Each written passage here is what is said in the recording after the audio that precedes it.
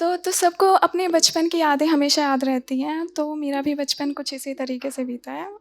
तो कहते हैं मतलब कि मम्मी-पापा कहते हैं कि मैं बहुत शरारती बच्ची थी और मैं थी भी।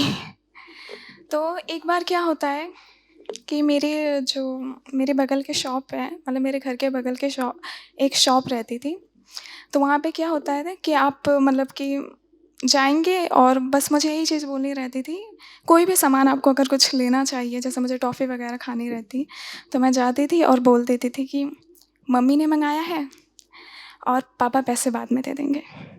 तो इससे जो भी आपको चाहिए वो आप ले सकते हैं। तो ऐसा मेरा बिज़नेस चल रहा था बचपन का और एकदम सब कुछ ठीक-ठाक था, ठीक है? और फिर क्या हो रहा था, फिर धीरे-धीरे ना डस्टबिन में अंकल चिप्स के पैकेट बढ़ने लगे।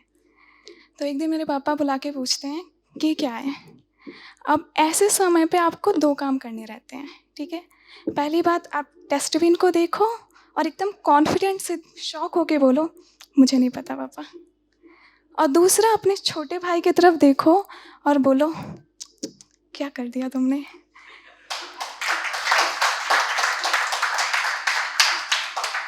तो और ये हमेशा काम करता है, हमेशा मतलब ऐसा कभी नहीं हुआ कि ये जो है काम नहीं करे। तो मैंने भी यही किया। तो यही सारी चीज़ें चल रही थी। जिस उम्र में बच्चे सब लोग पढ़ाई करते हैं पढ़ाई करते हैं बच्चे और मम्मी-पापा के शूज़ पॉलिश करते हैं पॉकेट मनी के लिए, 2-2 टाइम पे ब्रश करते हैं, उस टाइम पे मैं अपने स्कूल में लास्ट 2 पीरियड में अपने घर के सामान बेच रही होती थी। आई एम लाइक ये पेंसिल है, इस पेंसिल के ऊपर शार्पनर लगा हुआ है, तो ये कौन लेगा? तो कोई बोलता था ₹5 तो I am like ₹5 1, ₹5 2, ₹5 3, ton ton ton बिक गया। तो मैं यही काम कर रही थी। तो ऐसा मतलब मेरा बचपन चल रहा था और सारा ये शॉप वाला भी सिस्टम मेरा काफ़ी सही था, मतलब कभी पकड़े नहीं गए। फिर मुझे ख़्याल आया कि नहीं, इस बिज़नेस में रिस्क है। तो मैंने क्या सोचा, अब क्या करेंगे, पापा की पॉकेट से पैसे निकालेंगे और उस समय मुझे सेफ़ लग रहा था। अभी अगर मैं सोचूँ तो ये मेरा सबसे डेंजरस चीज़ है करने के लिए। तो हम लोगों ने क्या किया, मतलब मैं और मेरा भाई बिज़नेस पार्टनर थे। तो हम लोगों ने स्टार्टिंग की, तो पापा सो रहे थे। हम लोगों ने पॉकेट उनका खोला पर्स, जेब से पैसे निकाले। अब उसमें भी मैं चालाक थी। देखो, हमें वो नोट निकालनी है, वो सिक्के निकालने हैं जो पर्स में सबसे ज़्यादा हों। ज़्यादा रहेंगे, किसी को कुछ पता नहीं चलेगा। ठीक है, हम लोगों ने निकाले। ओके, पहले दिन हम लोगों ने स्टार्ट किया सिक्कों से, क्योंकि रिस्क नहीं ले सकते। तो हम लोगों ने सिक्कों से निकाले, फिर दुकान पे दिए और सब कुछ सही था। ठीक है, ऐसा हमने कई दिनों तक किया और सब कुछ एकदम सही चल रहा था। मतलब किसी को कोई शक नहीं कि घर में मतलब इतनी चोरी हो रही है, कुछ नहीं। घर में चोर बैठे हैं। फिर क्या हुआ, उस दिन पापा को सैलरी मिली थी।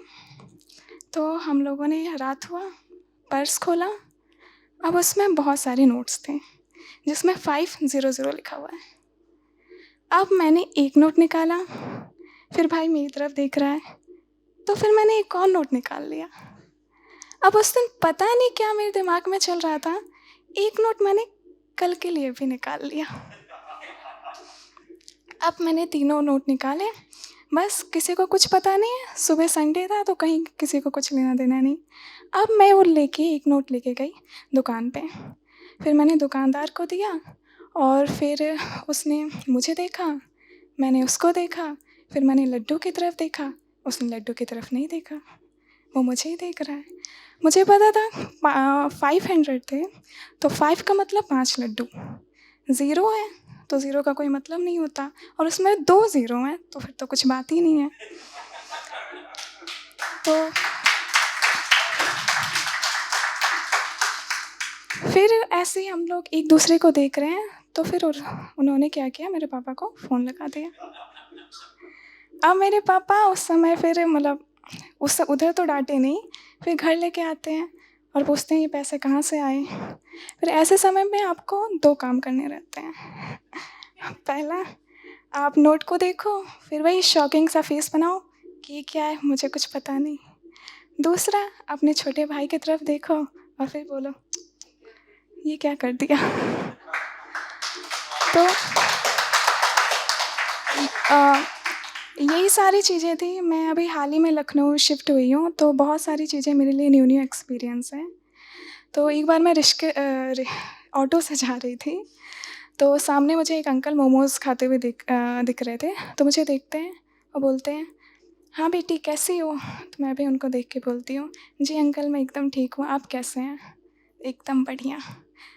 तो फिर बाद में उन्होंने इतने पोलाइटली वे से मुझसे पूछा था कि मैं 100 मीटर जब ऑटो आगे जाता है, फिर मुझे याद आता है कि मेरे यहाँ पे तो कोई रिलेटिव रहते नहीं हैं, तो ये कौन थे? तो ऐसी चीज़ें मेरे साथ कई बार होती रहती हैं। तो मेरी फ्रेंड थी, वो मुझे मेट्रो लेके जाती कि चलो तुम्हें मैं मेट्रो घुमाती हूँ।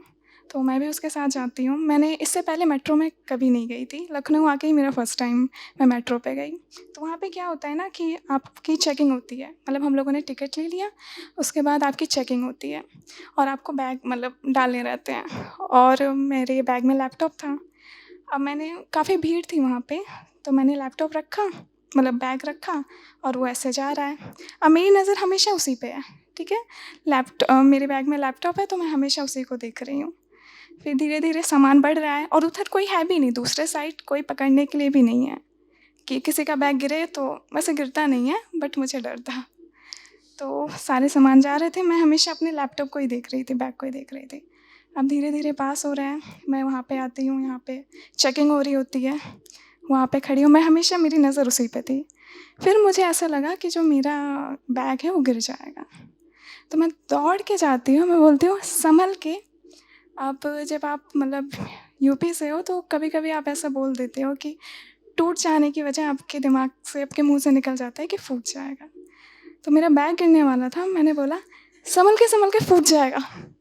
अब ये सुनने के बाद मतलब कि मैं अपने बैग को देख रही हूँ, सब लोग मुझे देख रहे हैं, फिर मैं उनको देख रही हूँ और वो मुझे देख रहे हैं। तो ऐसा कई देर बाद मतलब चला, फिर मेरी थोड़ी क्लासेस भी लगी, सबने समझाया, मेरे बैग को दोबारा से उसमें डाला गया, तो ये सारी चीज़ें हुई। तो ऐसा ही मेरा बचपन बीता। तो तो यही सारी चीज़ें हैं, जब आप बड़े होते हो तो आप न्यू चीज़ें एक्सपीरियंस करते हो, आपको टेंशन भी होती है। मेरे पापा हमेशा कहते थे कि ऐसा मतलब कि अपना व्यक्तित्व बनाओ कि तुम्हारा भाई है, छोटा भाई है, तो उसके लिए तुम थोड़ा उसके लिए मतलब अब तुम सबसे पहले आई हो इस दुनिया में, तो उसके लिए चीज़ों को कंफर्टेबल बनाना चाहिए। तुम्हारी इस दुनिया में पहले आने का क्या मतलब कि अगर तुम उसके लिए इस दुनिया को थोड़ा कंफर्टेबल ना बनाओ। तो वही है, अब मैं उसकी चीज़ें समझती हूँ, वो जो भी बोलता है मैं अच्छे से समझती हूँ, उसे क्या चाहिए रहता है वो मैं देती हूँ, उसके कपड़े प्रेस कर देती हूँ, मतलब उसके बिस्तर लगा देती हूँ कि चीज़ें कंफर्टेबल रहें। तो यही सारी चीज़ें हैं, बट टेंशन्स होती हैं। तो मैंने एक यूट्यूब वीडियो देखा था, तो उसमें था कि आप लोगों को खुशी फैलानी चाहिए, मतलब आप उठो और कोशिश करो कि कम से कम एक इंसान को आप स्माइल करो पूरे दिन में। तो मैं अब क्या करती हूँ, मैं जाती हूँ, मोमोज़ लेती हूँ और खाती हूँ, और सामने कोई भी इंसान जो है जो अपसेट रहता है, मैं उसको देखती हूँ, बोलती हूँ, और अंकल कैसे हैं आप? तो वहाँ से आवाज़ आता है, मैं एकदम ठीक हूँ, आप कैसी हैं? तो मैं बोलती हूँ बढ़िया।